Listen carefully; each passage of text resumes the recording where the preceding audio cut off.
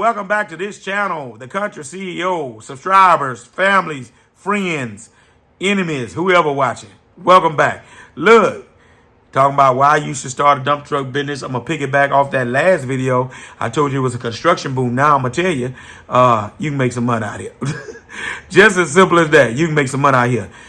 You can make a living out here. You can feed your family out here. You can pay for your house out here. You can put your kids through college out here. You can ride fancy cars if you want out here. You can build a big old nice house if you want to out here. Need I say anymore? There's money to be made. Now, granted, money to be made, but you got to be able to manage it. You know, I make fun sometimes, but it's a real thing. Too many flossers and flexers get to making this money. I done seen it happen with a bunch of guys out here in my local area, the dump truck business. Too many flossers and flexers. And there's nothing technically wrong with flossers and flexing if you got it like that. And if you be patient enough, you can have it like that. But don't floss and flex and then the truck break down, you can't get the truck fixed. Don't floss and flex and you got to borrow money to get the truck fixed. Don't floss and flex and you can't pay the shop to get the truck out. You get my drift? Talk, boy. So what has happened is, and you know, I see folks on that online chat room on Facebook and different ones even come on this channel sometimes having negative things to say. I wouldn't do it, this and that. They would just tell you the real story. I'm not going to say there's some pockets around this country that might be areas that are not fruitful. I'm not going to say that. But what I am going to say is some of these folks ought to tell the whole story.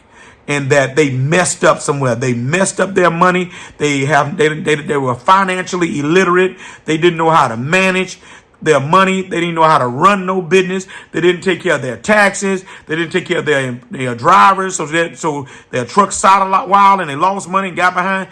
There's always a reason, y'all, for these jacklegs and trolls and crazy people who come on these social platforms and try to downplay, talk bad about, warn you, they say, about don't do it, right? But they did it for 10, 15 years.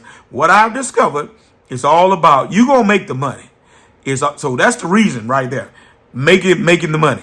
The thing is, if you manage properly, put some of it up for a rainy day, put money up for maintenance, for when those times come.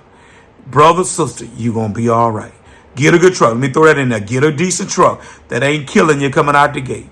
There's money to be made in the dump truck business.